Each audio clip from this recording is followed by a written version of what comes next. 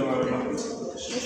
Bueno, no importa. Por ahí alguien dijo, el trabajo del docente es dar clase y el trabajo del alumno es aprender, ¿no? Lamentablemente, los que no vienen a clase se la pierden porque, bueno, creo que están grabando y bueno, está bien que lo graben para que los que no vienen puedan verla. Pero creo que siempre es importante escuchar la clase porque siempre el docente va a hablar de cosas de la vida real, ¿no? Recién ustedes van a tener una práctica real con este tipo de pacientes cuando ustedes estén en el hospital, hagan su internado. Y ahora estamos haciendo algunos simulacros. Justamente hoy vamos a hablar de los traumas de los pacientes especiales que son la embarazada, ya hablamos del trauma pediátrico y también el trauma de la vejez. ¿Por qué? Porque tienen algunos cambios anatómicos y fisiológicos en la embarazada, ¿no? Que no son igual que otros pacientes, que otras personas. Estos cambios fisiológicos debemos conocerlos para el manejo de estos pacientes es importante. Aquí está un grupo que hemos ido el otro día, está muy sonriente. Ya empezamos la práctica en el laboratorio. La noticia buena es que nadie está tomando eso, nosotros solamente, así que vamos a aprovechar todo lo que se puede en hacer toda la práctica de día aéreas. Hay varias prácticas, ellos vienen pasando a poco. Bueno, algo que es importante, una de las herramientas importantes del médico, nosotros los médicos siempre estamos en un campo de batalla, ¿no? Yo siempre lo he visto de esa forma. Quizás los que no lo han visto de esa forma, pues no han triunfado o dejaron de ser médicos algún día, no sé. Y es lo mismo que los soldados, digamos. Cuando estamos en el hospital pasan muchas cosas, ¿no? Y estas muchas cosas son como estar en esta película que demuestra cómo se apilaban los soldados, ¿no? Frente a un grupo de bastantes otros, ellos tienen que estar parados esperando el momento preciso. El éxito del médico también en las enfermedades depende de esto, de tener una paciencia y saber cuándo tengo que hacer mi tratamiento. Entonces, yo creo que siempre nosotros los médicos estamos siempre en un terreno, ¿no? Un terreno de batalla que es el hospital. Y lamentablemente nosotros ese terreno del hospital nos estamos entrenando ahora, porque ustedes se están entrenando para ese terreno. Evidentemente sé que algunos van a ser, de repente no asistenciales, van a ser epidemiólogos, pero igual van a estar dentro del campo de la medicina, e igual son importantes. Y el éxito depende de algo muy importante, ¿no? Y eso lo importante es que nosotros debemos aprender a trabajar en equipo. Ya por ejemplo acá en la práctica estamos haciendo, ¿no? Con los grupos, estamos aprendiendo a trabajar en equipo, pero todavía cuesta ese trabajo en equipo. En los hospitales nosotros estamos dentro de un sistema, ¿ya? Ese sistema, por ejemplo, lo que va a poner el turno del día lunes, si no está el doctor Grande, igual ese turno va a seguir, porque es un sistema. Pero esa parte del sistema que somos nosotros los médicos al hacer nuestro trabajo, nosotros trabajamos en equipo. El diagnóstico es lo más importante como también el tratamiento. Pero si yo no tengo un diagnóstico, ¿cómo voy a operar a un paciente? Y el retardo del tratamiento evita muchas veces o promueve que el paciente pueda morir. Entonces, cuando no trabajamos en equipo nosotros, siempre vamos a buscar culpables y todo va a empezar con una actitud o una mala actitud. Por ejemplo, acá yo no veo muchos alumnos, ya está llegando, pero si fuera el examen, pues la atrás, digamos, no trago la mano. Y esa es la actitud, no tenemos actitud. Me dirán tan cansado, que viene, no sé, o sea, podrán haber muchas justificaciones, pero todas esas unidades no son válidas. Queremos triunfar en la vida, queremos ser los mejores, vivimos en un mundo donde tenemos competencia constantemente. Y ser el mejor implica una disciplina, ¿no? Y esa disciplina implica, primero el médico el estudiante tiene que comerse los libros. Conocimiento, mucho conocimiento. Es bueno escuchar la clase, pero también es importante leer los libros. Aquí el que está hablando puede estar mintiendo todo lo que le está hablando, y ustedes siempre deben verificar su información en los libros. El contenido es importante en los libros. Hablando del trauma de la embarazada, nosotros tenemos que tener en cuenta que tenemos objetivos claros cuando vamos a hablar de este paciente. Primero, determinar cuáles son las lesiones que el paciente puede tener, tanto en la visión primaria como en la visión secundaria, la paciente embarazada. Por ejemplo, una paciente embarazada que le dé un disparo en el abdomen, ¿cuál va a ser el principal lesionado? Dependiendo de la edad de gestación, va a ser el feto. Si hablamos de una 30 de gestación, 35, cuando le dan un disparo con arma blanca, con arma de fuego, el lesionado va a ser el feto. Entonces, esto tengo que darme cuenta. Otro, ¿no? El tamaño del abdomen, que aquí nosotros hay un principio básico que siempre yo lo digo y que lo entendí, que es así: el cuerpo se adapta. ¿No? Como una mujer se adapta a llevar un producto, ¿no? Pero para esa adaptación su cuerpo va a cambiar, su anatomía va a cambiar y su fisiología va a cambiar. Entonces, estos cambios anatómicos también van a ser importantes al momento de ver enfermedades en lesiones de la paciente con el trauma. Por ejemplo, las caídas, los choques, las colisiones, ¿no? Y tenemos que saber esto.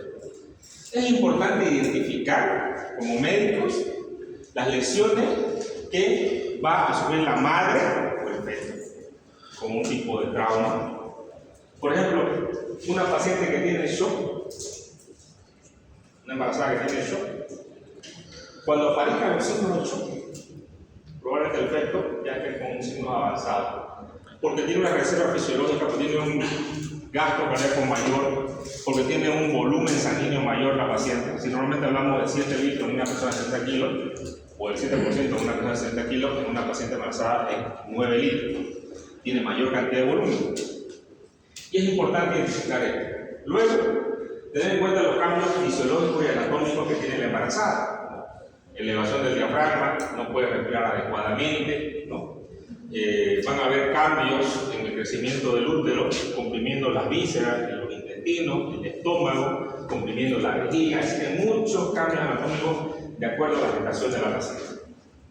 Sabemos que la gestación de 20 semanas va a llegar a nivel del ombligo, la gestación, y por encima de esto va a estar por encima del ombligo, ¿no? Lo que llamamos la famosa arteria uterina, que es algo que lo podemos medir con una cinta. Y si no lo medimos con una cinta, al ojo me doy cuenta más o menos de la gestación de una paciente, ¿no? Cuando no sobrepasa el útero, hablamos de que está por debajo de las 12 semanas, inclusive 20. Pero esto va a tener repercusión no solamente en el sistema anatómico, sino también en el fisiológico y también en el sistema hormonal. Estos cambios van a ser importantes porque a nosotros, por ejemplo, en el ABC, vamos a tener problema en A, por ejemplo, toda paciente embarazada es una vía aérea difícil, ¿no? Porque la gente tiene un cuello chico, no la puedo poner bien recta, tengo que ponerla de un lado. Entonces, una paciente embarazada, por ejemplo, rápidamente tengo que intubarla probablemente. No puedo usar fugitivos supralóticos, pero en caso de que no se pueda, pues lo tenemos que hacer.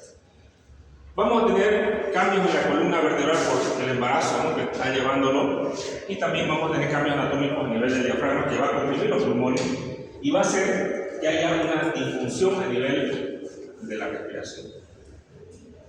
Es importante establecer como uno de los objetivos primordiales cuándo debo operar a una paciente y quién debe manejar un paciente con trauma. Un paciente con trauma lo debe manejar un cirujano, un ginecobstetra y también, por qué no decir, un pediatra. ¿Y quién tiene ese grupo de médicos? Los hospitales de segundo nivel probablemente y los hospitales de tercer nivel. Si yo estoy en un centro de primer nivel y tengo una accidentada, evidentemente tengo que transferir rápidamente a estos lugares para que sea vista por este equipo multidisciplinario, que es muy importante. También es importante, dentro de los objetivos del trauma, ¿no?, tener en cuenta cuándo tengo que hacer una inmunización de la paciente con la inmunoglobulina D, ¿no? Y son aquellas madres que son RH negativas y el feto es RH positivo, ¿no? Sí tengo variantes de prueba para ver esto, pero lo más importante acá, que como médico yo tengo que saber si la madre es negativo, tengo que estar listo para hacer una inmunización. También es importante, cuando yo atiendo, así como en el niño identificamos y en el anciano también identificamos maltratos que pueden existir cuando nosotros tenemos una consulta de una paciente, un niño o de una embarazada, que ella nos puede decir también, ¿no? Y es muy importante aquí las preguntas. Y en este caso nosotros tenemos una ley que protege a las mujeres. Sabemos que lamentablemente en nuestro país y en toda Sudamérica la violencia contra las mujeres es muy elevada, ¿no? Y de hecho existen muchos feminicidios, muchos infanticidios, creo que hasta el día de hoy van como 60 feminicidios, de este año solamente, no sé cuántos infanticidios, ¿no? Creo que 19, la verdad vivimos en una sociedad violenta y nosotros los médicos, si queremos parar esto, tenemos que también denunciar. Por ejemplo, hay un caso, ahora solamente lo voy a comentar porque es importante comentarlo, las cosas que pasan ahora, porque alguien piensa, no, eso pasó hace cuando el doctor estaba joven, ya no pasa, ahora pasa peor, digamos, ¿no? Y ustedes tienen que estar preparados para ese mundo, lamentablemente. Un mundo que cada vez está más corrompido. No hay un niño que en un colegio bajo, no sé, sufrió una agresión y fue denunció, pero lo triste es que ya el personal de salud de la institución sabía de esta agresión mucho antes que esta última denuncia, inclusive ya había identificado la agresión. Y esa profesional de salud, que es una psicóloga, pero que podían ser ustedes, que también hay trabajo de los médicos que trabajan en los colegios, ocultó la información y no la dijo. Ahora sí se sabe que ella lo ocultó y evidentemente va a tener problemas legales.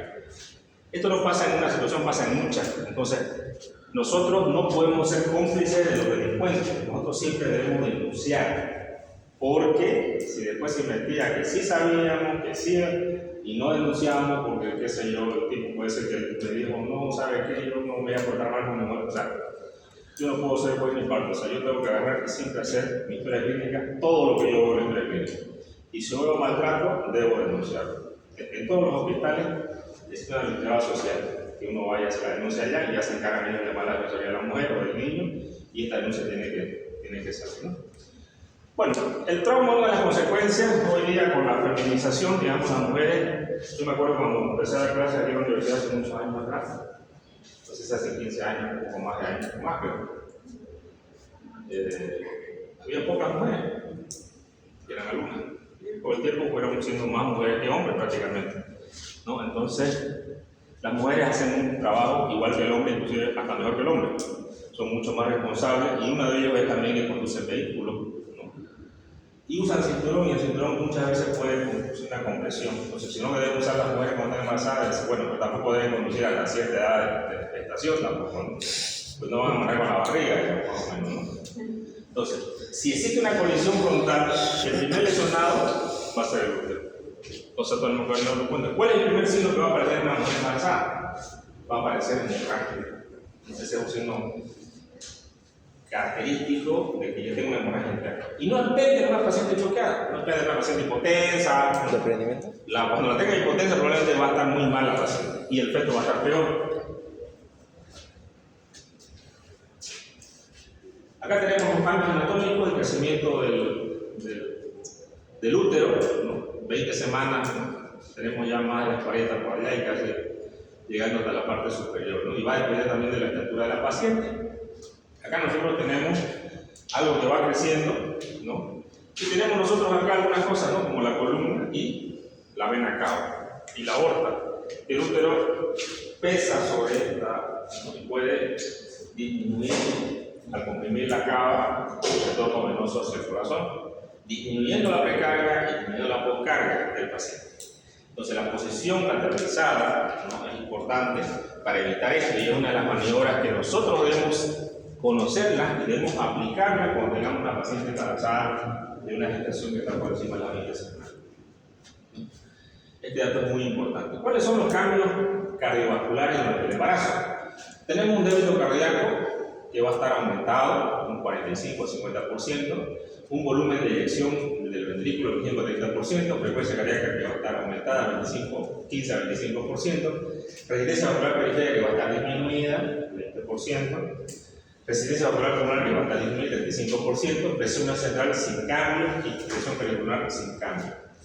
Y presión femoral, aquí tenemos algunos cambios que van a ocurrir en la embarazada en todos los niveles, ¿no? Tenemos que, por un lado, vamos a tener una alteración a nivel pulmonar de la respiración por la compresión del diafragma hacia arriba y por la falta de ingreso del aire, disminución del volumen corriente respiratorio del paciente y de todos los volúmenes, ¿no?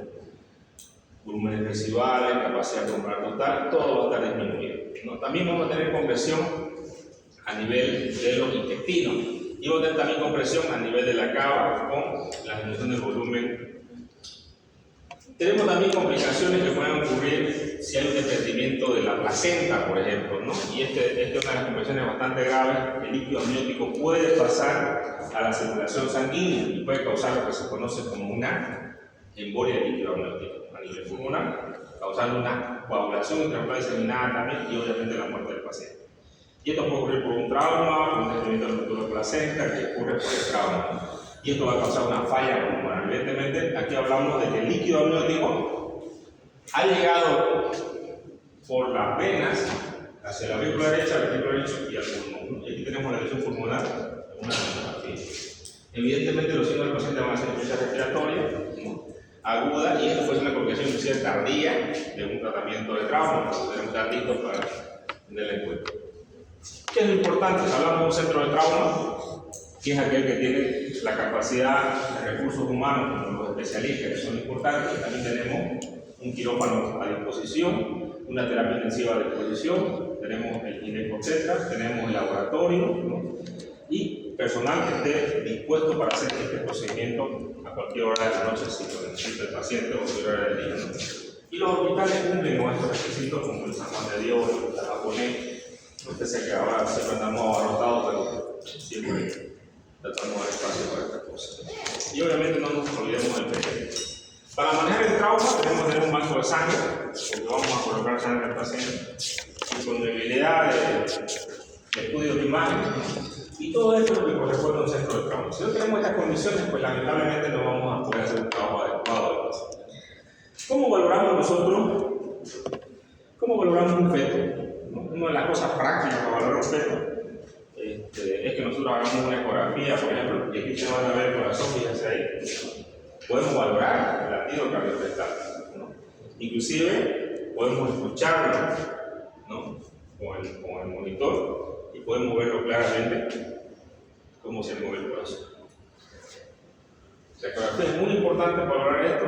Ya ustedes han hecho un ABC de la ecografía y no es ninguna cosa del otro mundo, y es una cosa que nosotros sí la aplicamos y rápidamente reconocemos primero si el feto está viable o no está viable, ¿no? Y vamos a tener que clasificar en varios grados. Grado 1, el embarazo; grado 2, feto no viable; grado 3, feto viable; y grado 4, cesárea perimordial. Es cuando la paciente hace paro cardíaco y tenemos 4 minutos para sacar el feto lo más rápido posible. Y probablemente lo podamos salvar, ¿no? Yo en mi vida en emergencia en el hospital, en una oportunidad pudimos hacer eso con una paciente que llegó en paro y pudimos revivirlo al feto, ¿no? Una sola vez que no hubiese caso de una embarazada, pero pudimos hacer el tratamiento adecuado. La fijación de la paciente es importante. No nos olvidemos que A es vía aérea, ¿no?, y fijación de la columna como fijación del paciente. Y la fijación, como ustedes pueden ver, ¿no?, la movilización hacia un lado, 45 grados, para evitar la compresión, ¿no? Bueno, la vía aérea de la paciente ya tenemos una vía difícil, la vía aérea de la embarazada, ¿no? Entonces se va a hacer una inducción rápida, ¿no? Se va a hacer la intubación, presión licoidea, que es la manera de hacer, y se considera una vía difícil. Si no podemos intubar a la paciente, tenemos otros dispositivos, ¿no?, como la máscara laríngea, y tenemos el combitubo. Esto lo vamos a ver también allá en el laboratorio. Tenemos materiales para que ustedes lo puedan ver.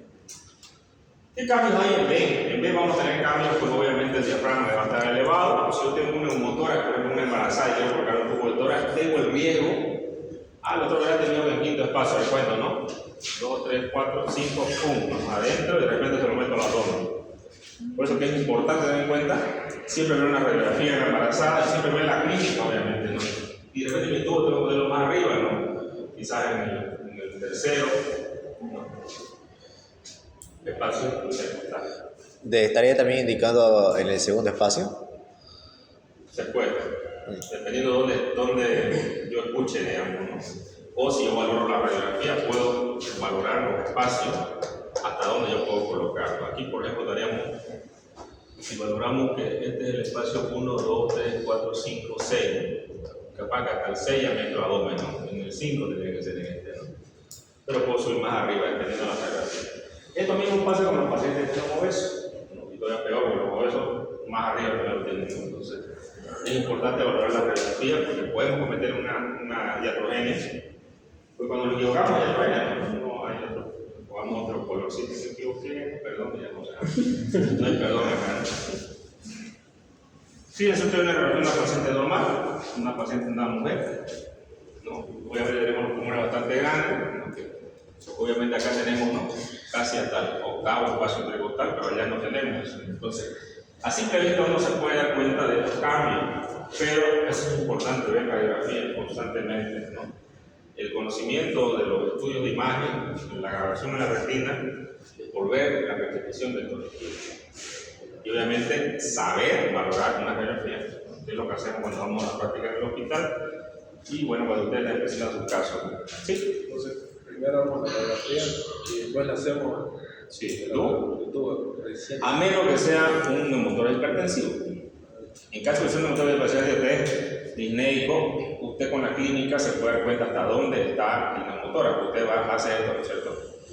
Cuando usted palpe matidez, pues ahí no le va a poner el tubo, ¿no es cierto? Exactamente. Entonces, usted tipánico le va a poner, ¿no? Entonces, clínicamente nos podemos dar cuenta de eso también. Y también nos podemos dar cuenta de eso ecográficamente. Con la ecografía ustedes pueden valorar también el neumotórax hasta dónde está y también si es un derrame o un neumotórax pueden diagnosticarlo con la ecografía para evitar el error. Hoy en día hacemos lo que se llama la ecografía guiada, o sea, función guiada por ecografía. Y ustedes lo van a hacer porque ya prácticamente casi todos los estudios los hemos guiado por ecografía. Entonces, la circulación, tenemos un paciente que va a tener, el primer síntoma que va a tener el paciente va a ser la hemorragia, una placental probablemente, vamos a tener el sangrado, que es el primer signo de alarma, ustedes tienen que entender. Al hospital llegó una paciente que lamentablemente la valoró la ginecóloga, la mandó y se llegó a la, no había campo, y llegó al hospital de niños, no, llegó al hospital Hernández Vega. 9 veces entraron de emergencia a operar a los ginecólogos y la paciente murió. Sí, una esterectomía. Salieron y dijeron a la familia, miren, si le hayan operado a un japonés no se moría. Una verdad, con media, la familia vino a japonés a hacer lío, hicieron un juicio y empezaron a indagar por todos lados. Según el reporte del médico, la paciente había entrado al consultorio y no había nada de sangre. Y eso es medio difícil, ¿no? Después que los médicos saben que no puede ser, no sé. Había, como ya estaba en juicio, estaba en el preliminar, había un tipo que estaba parado ahí en la puerta de emergencia, ¿no? Y era el que limpiaba. Y viene y le dice, ¿cómo yo limpié la sangre que cayó de la paciente esa que llegó de la ambulancia? Cayó la sangre al piso, ¿no? Fuera de la emergencia. Entonces, había sangre. Después le preguntaron al chofer de la ambulancia que trajo a la paciente al hospital y la llevó. Sí, tuvimos que lavarla porque estaba lleno de sangre. 2 testigos que decían que había sangre contra los médicos que decían que no había sangre. ¿A quién le creen? ¿A los médicos o a los testigos? Testigos. Lamentablemente esa paciente murió, ¿no? Y lamentablemente los médicos puede ser que no lo valoraron adecuadamente, no valoraron adecuadamente a la paciente, pasó una omisión de diagnóstico y la omisión de diagnóstico, omisión de socorro y la muerte de la paciente. Por eso es importante aprender a valorar a los pacientes. En esto nosotros hablamos del tacto vaginal. Me imagino que en ginecología ustedes están viendo allá, a veces la doctora tiene un muñeco hermoso, se practica el tacto vaginal, ¿no? ¿Están viendo? Porque según la encargada me dijo que no están de ida. Y bueno, ustedes también pueden exigir, porque si tienen docentes de ginecopráctica, porque o sea, que usen lo que hay, pues, ¿no? O sea, porque creo que la mejor práctica que se lo puede existir, digamos. Inclusive pan, todo lo demás pueden hacer ahí en ese muñeco que hay. Inclusive nosotros lo vamos a usar para hacer incubación, de repente en ese muñeco ustedes aprenden a incubar, porque la verdad que han lesionado uno de los muñecos que tenían básicos ahí. Porque no sé si no lo guían los estudiantes, pero uno cuando están aprendiendo tienen que guiarlo. Yo no puedo agarrar y dejarlo a ustedes así, nomás empezar el muñeco, no van a matar al muñeco. Ya, pero no han matado de ella. Entonces, la guía es importante. Bueno, y esa es nuestra labor de docente. Nuestra labor de docente es guiarlo. Y Entonces, ¿qué vamos a lograr nosotros? Primera cosa es que nosotros no vamos a tener un paciente con taquicardia. Eso tenemos que tenerlo claro y presente. La paciente embarazada no va a tener signos de shock hasta que ya esté muy avanzado el signo de shock.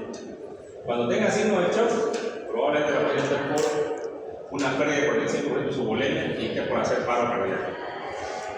Entonces, en eso hay que tener mucha prisa en atender rápidamente a la paciente y tratar de shock. Una de las cosas importantes que debemos hacer en C, control de hemorragia y reposición de volumen. Para la reposición de volumen es importante que nosotros aprendamos a colocar una válvula. Y es una de las cosas que vamos a aprender, vamos a practicar esto y lo vamos a aprender.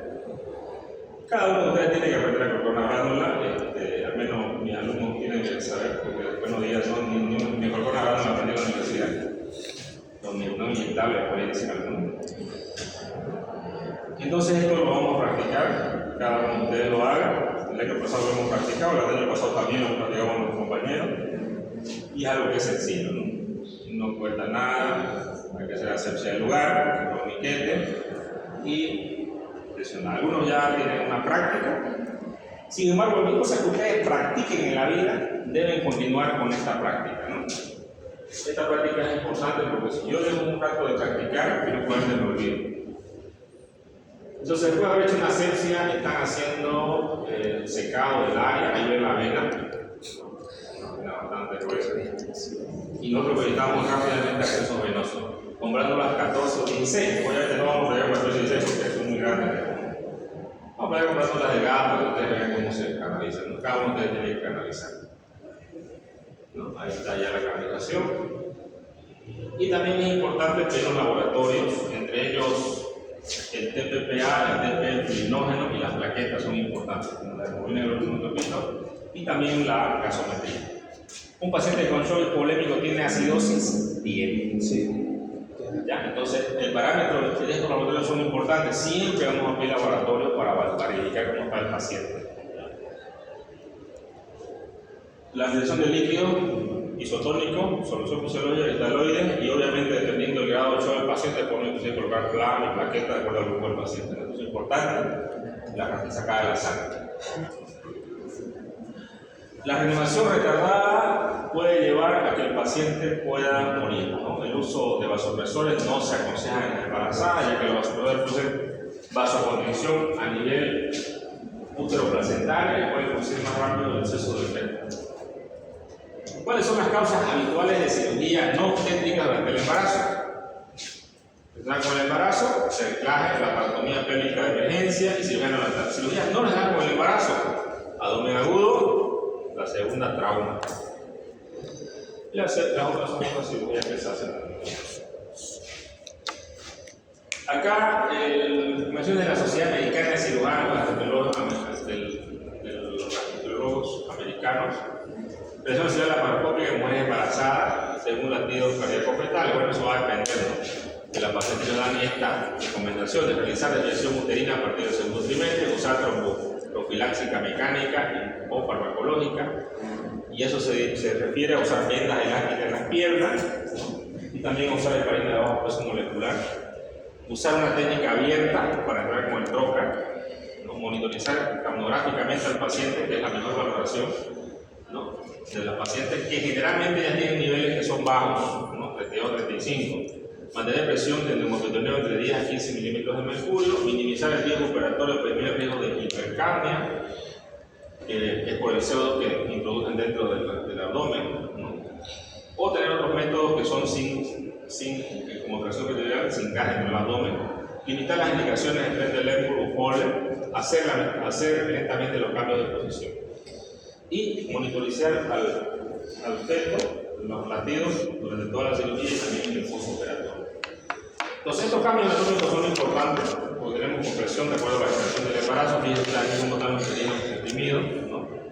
Generalmente nosotros cuando abordamos a un paciente en el hospital, en emergencia no tenemos laparoscopio en la emergencia para poder usarlo, y de hecho después del tercer trimestre nos aconseja usar laparoscopio, ¿no? Por el tamaño de la gestación. Lo podemos usar en el primer y segundo trimestre, pero en el tercero ya no hacemos cirugías abiertas. Siempre vamos a abrir por encima, inyección cipopúbica para poder abordar rápidamente el abdomen del paciente. Una disminución brusca del volumen intramuscular significa que el feto está sufriendo. Entonces tenemos que pensar, ¿sí? Para emergencia es mejor una laparoscopía o una laparoscopia. Laparoscopia. Laparoscopia. Laparoscopia. La laparoscopía está hecha para aquellos pacientes que están estables y sí la podría hacer en una embarazada, pero en los primeros 2 trimestres. De una paciente estable, no un paciente inestable nunca.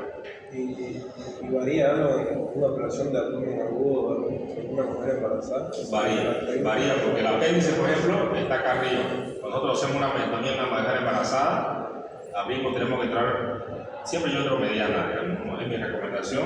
Nunca he tenido complicaciones, pero sí he visto muchas con otros colegas, porque algunos entran por acá abajo, ya después la apéndice no está aquí, ya no, el útero lo ha desplazado todo hacia la parte superior. O sea, tú entras mediana porque el apéndice se le boda. Entro mediana porque veo todo el abdomen. No. Entonces yo veo atrás, veo adelante, veo abajo, veo a todos lados. Y también va a la rapidez del procedimiento. En cambio, una cirugía por un lado del abdomen, si yo entro por este lado, no voy a poder ver este lado del abdomen, no voy a poder lavar. Si es una peritonitis, no puedo lavar. Si es un hemoperitoneo, tampoco voy a poder lavar adecuadamente los otros espacios. En el abdomen tengo 8 espacios. Yo tengo hecho el izquierdo, subhepático derecho, subhepático izquierdo, interasa, endosacoadula, los espacios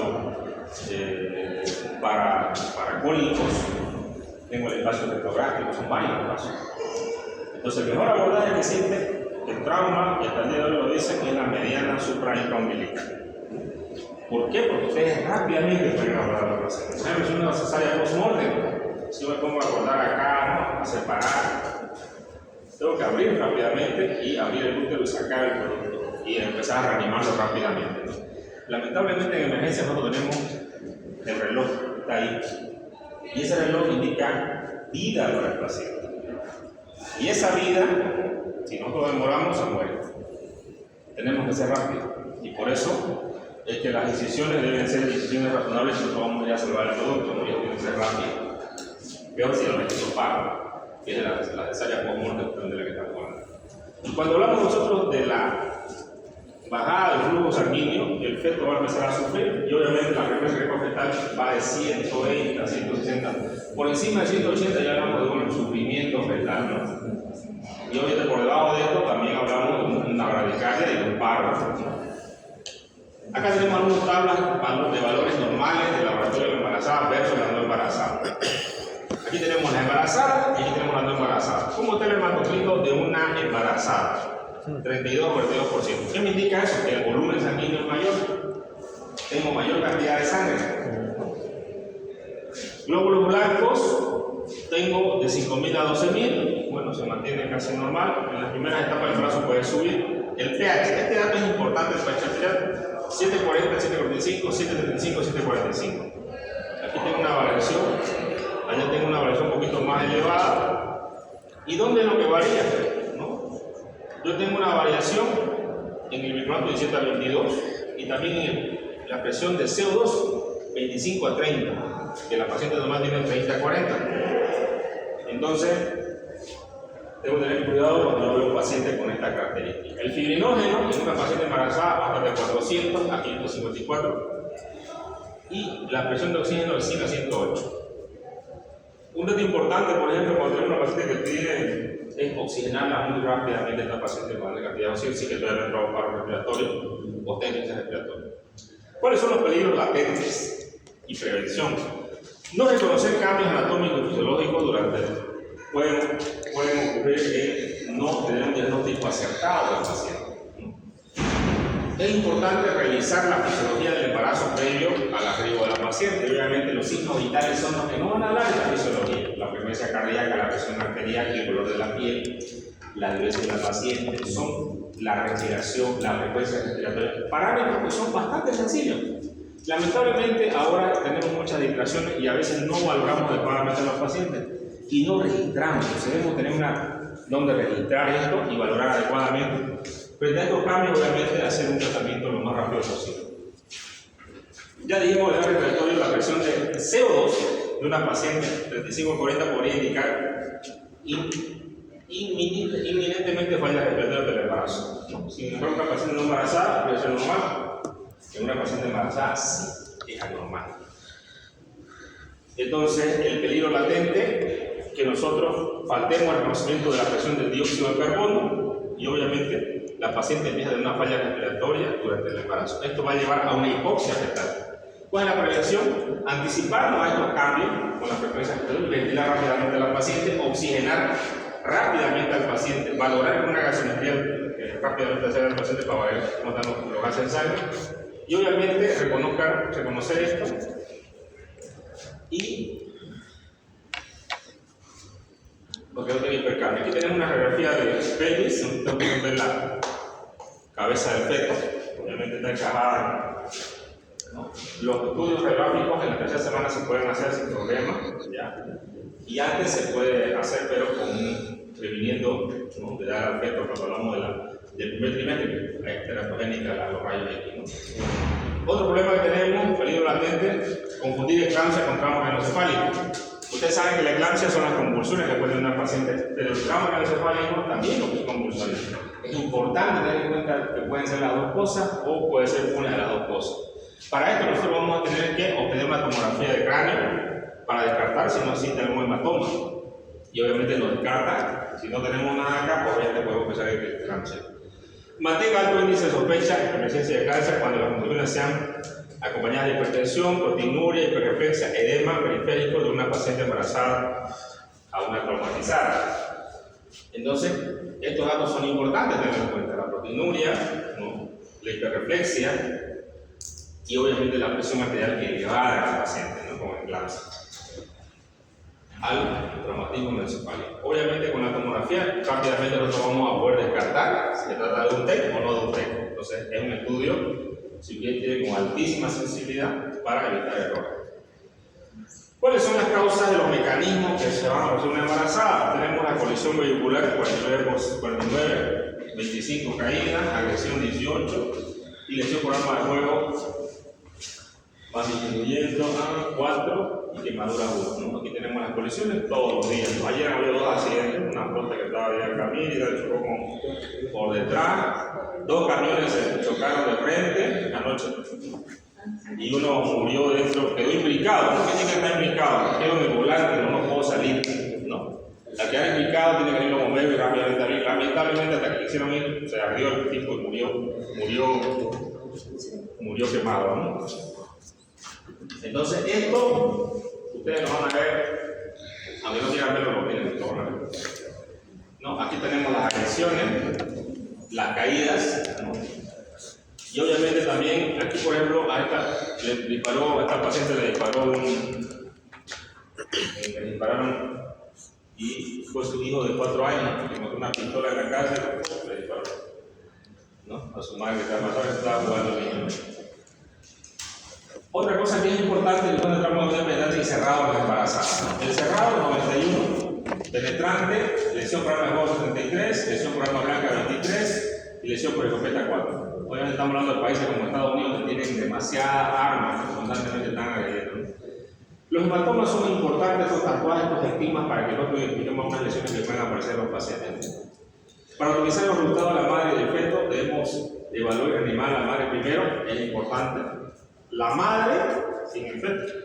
Como esté la madre, va a estar el feto. Si la madre está por morir, el feto ya probablemente ya le hizo paro. Entonces, si nosotros tratamos bien a la madre, mejoramos la perfusión y mejoramos la perfusión uteroplacentaria. Entonces es importante esto. Aquí estamos viendo cómo movilizamos movilizamos hacia el lado izquierdo, ¿cierto? Realizamos para evitar que haya compresión de la vena cava, ¿no? La vena cava se encuentra al lado derecho, ¿no es cierto? Entonces nuestro objetivo va a ser hacia el lado izquierdo. Entonces esto es lo que nosotros conseguimos, ¿no? Liberar la cava inferior, ¿no?, de la compresión. Si es a 0 grados, a 15 grados, a 30 grados y a 45 grados. Mientras más, mucho mejor va a ser la liberación de la vena cava, ¿no?, haciendo que nosotros tengamos como una autotransfusión en la paciente. Por mejorar el retorno venoso, va a mejorar rápidamente la perfusión de la paciente, ¿no? Aquí el mismo ejemplo, ¿no? Algunos también pueden hacerlo con las las manos, que hacen los anestesiólogos, generalmente como está el quirúrgico, ellos hacen esto, en una mano, ¿verdad? Van haciendo esto rápidamente, ¿no? Podemos también tener este tipo de cojines para hacer estos movimientos. Otro peligro latente, fallar al no desplazar el útero al lado izquierdo en una paciente embarazada hipotensa. La prevención, rotar bloque, lo que vimos hace un momento, de 15 a 30 grados, lado derecho, de 10 a 15 centímetros, ¿no? En algunos casos vamos a ver tomografía, en algunos casos que sospechemos de otra lesión o que no esté muy claro nuestro diagnóstico, y estemos en duda si hacemos la laparotomía o no hacemos la laparotomía, presenciar lesiones de órganos, ¿no? Aquí podemos ver una lesión en el útero, lo que sucede. Tenemos un desprendimiento ya en el útero, ¿no? Un desprendimiento de placenta o una lesión bastante severa. Entonces, ¿debemos monitorear al feto constantemente? Sí, debemos valorar constantemente. Debemos valorar también, reconocer rápidamente si ha pasado inmunoglobulina del feto a la madre. Necesito una prueba para valorar esto. Y si es así, rápidamente vamos a inmunizar a la madre, que justamente es esta que se coloca intramuscular, ¿no? Es la inmunoglobulina D, anti-D. Cuando se hace la cesárea perimorte, una vez que la paciente entró en hipoxia y hizo paro cardíaco, yo tengo entre 4 a 5 minutos para hacer mi cesárea postmorte. 4 o 5 minutos. 4 o 5 minutos significa que yo tengo que hacer una inyección mediana supraintraumbilical, como ustedes pueden ver acá, entrar rápidamente, abrir el útero y sacar el producto y rápidamente empezar a reanimarlo. Esta reanimación tiene que ser con líquido, inclusive podemos canalizar el ombligo del feto y rápidamente hidratarlo para sacarlo del parto, ¿no? Pero esto tiene que ser rápido, no puedo perder tiempo. ¿Qué es lo importante y cuáles son mis herramientas que yo debo tener para valorar a mi paciente adecuadamente? Valorar signos vitales es un dato muy importante. La posición, valorar si no tiene hipotensión, si tiene hipertensión la paciente, monitorear el feto, ¿no? Que lo puedo hacer con el Doppler fetal o con un pinar. No sé si conocen el pinar. Sí. Bueno, se puede valorar con el pinar. ¿Con qué? Se tuvo que parece un cono. Con un cono. Sí. Que se escucha bastante bien, pero uno tiene que saber dónde colocarlo, ¿no? Valorar también si no hay sangrado vaginal. Ya le dije que ese es el principal método de diagnóstico de una hemorragia intrauterina y que rápidamente va a salir hacia la superficie.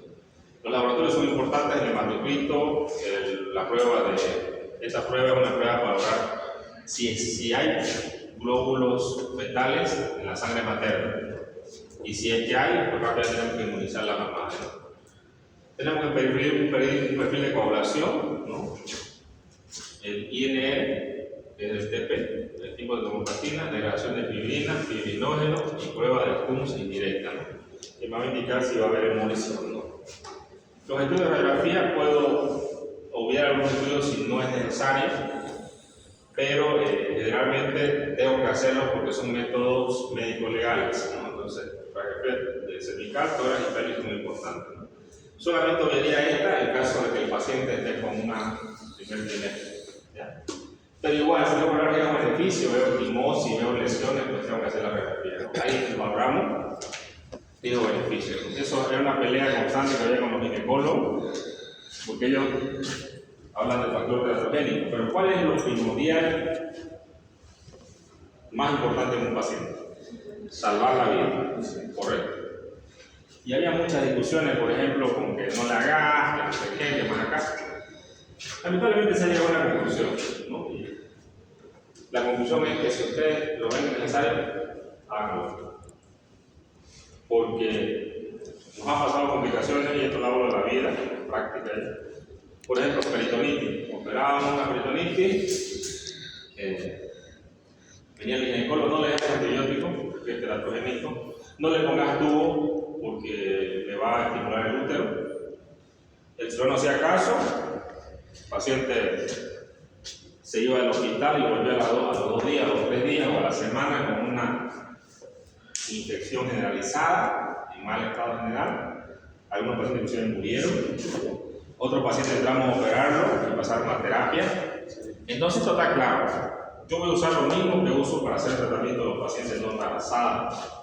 Sobre el tubo le voy a poner. De hecho, yo siempre le pongo un tubo. Le pongo un tubo atrás del útero y un tubo encima del útero. Y los ginecólogos no me miren, y al ginecólogo le voy a poner un tubo más. Porque ¿quién es el que toma la conducta frente al paciente? ¿Quién va a resolver el problema? ¿El ginecólogo o el cirujano?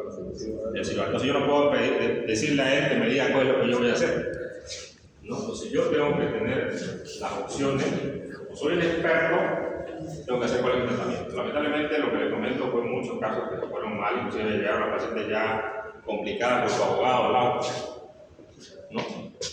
Y después no te le ginecólogo va a decir, no, yo le dije que no le ponga antibióticos, no, yo le dije que no le ponga tubo. Ustedes tienen que hacer la conducta que tienen que hacer, ¿no? En cirugía no podemos jugar, pero lamentablemente hay errores por eso. Medicamentos que se usan en la embarazada, ¿no? Líquidos, ¿no? Hablamos de cristaloides, en algunos casos podemos usar también dextrosa para mejorar la hipoglicemia de la paciente, oxígeno, ¿no? Intubación de secuencia rápida, ¿no? Que viene a ser la solución hipolina para relajar y rápidamente intubar al paciente. Analgesia, antieméticos, podemos usar metoclopramida, 5 a 10 miligramos intravenoso, ondansetron 4 a 10, ceftriaxona 1 gramo intravenoso. Si queremos usar antibiótico, y la transfusión sanguínea podemos usarla también. Tratamientos de medicamentos que son comunes, usados, recomendados, ¿no? Tenemos el THC, la ampolla de 300 intramuscular para el tétanos, toxina dietética y la vacuna dietética también intramuscular. Tenemos para la presión arterial que esté elevada, podemos usar este metabloqueante por intravenoso, el labetalol, y a 20 miligramos. En caso de conclusiones eclánticas, sí, hasta ahora el método SUSPAN, yo lo aprendí cuando era interno, nos usábamos 10 gramos en un suelo de troza de 1000, pero aquí dice 4 o 6 gramos, ¿no? Eso 15 a 20 minutos. No eclántica, podemos usar el lorazepam, ¿no? Pacientes que tengan convulsiones, pero no sea por eclampsia, ¿no? Eclampsia, el suelto de magnesio es la droga primordial para el uso de esto. Bueno, el problema del circuito lateral ya dijimos, y obviamente después ya salió el monitoreo fetal y ginecológico, pues ya va a estar de alta. Estas son algunas de las preguntas que le vamos a hacer a una paciente embarazada para reconocer algunas del maltrato que la paciente puede tener. Entonces son estas. ¿Está usted en peligro inmediato? ¿Se encuentra su pareja en esta institución de salud ahora? ¿Desea usted o tiene que ir a casa con su pareja? ¿Tiene usted un lugar seguro donde ir? ¿No ha habido amenaza de abuso directo de los niños? ¿O a él o ella tiene niños? ¿Teme por su vida? ¿La violencia ha empeorado o le da miedo? ¿Está sucediendo más a menudo? ¿Su pareja ha usado armas, alcohol o drogas? ¿Su pareja alguna vez ha retenido a usted o a sus niños contra su voluntad? ¿Su pareja puede vigilarla, seguirla o acecharla? ¿Alguna vez su pareja ha amenazado con matarse o matar a sus hijos? ¿No? Lamentablemente, estas cosas también pasan en nuestro... Había una noticia de Potosí, un tipo se peleó con su mujer y luego apuñaló a su hijo de 9 meses, luego de 6 meses. Entonces nosotros podemos detectar con estas preguntas si existe algún daño. Y obviamente ante esto pueden denunciar rápidamente, ¿no? Este estudio de 2021, hace unos 2 años atrás, donde prioriza casi todo lo que hemos hablado, habla de los tratamientos, de la cesárea post-morte, el tratamiento con líquido, se lo puse aquí para que lo revisen ustedes. Y los hijos son una herencia del Señor, los frutos del vientre son una recompensa, Salmo 127. Si alguien tiene una pregunta, una duda.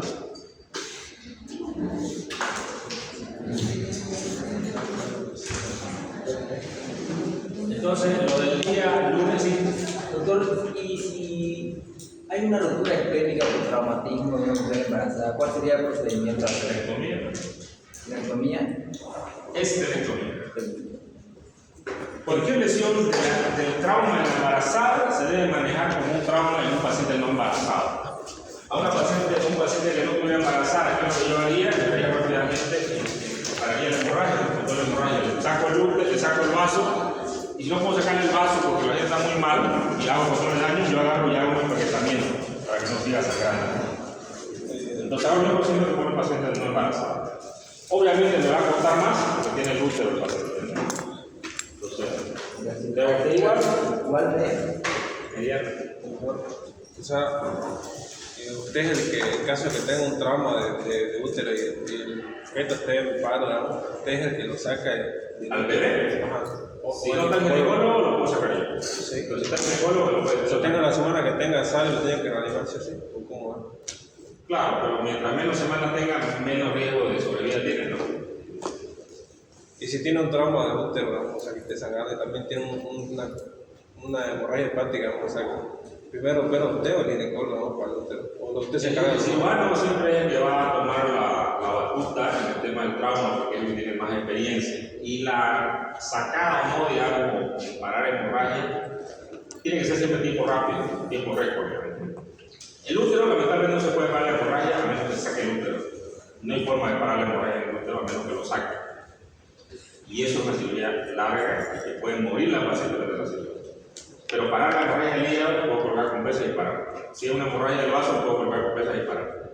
Y hemorragia que hay en cualquier parte de la abdomen, inclusive en la misma aorta, con pesas, puedo parar la hemorragia con el paquete. Pero el útero no puedo parar la hemorragia. Sí o sí el útero tiene que hacerse sacado. Primero haría yo eso y tal ginecólogo que tiene más habilidad, ¿no? El de hacer la histerectomía. Junto conmigo, junto con su igual.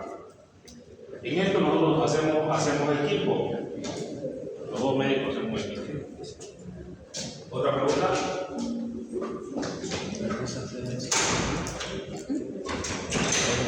Entonces, lo del día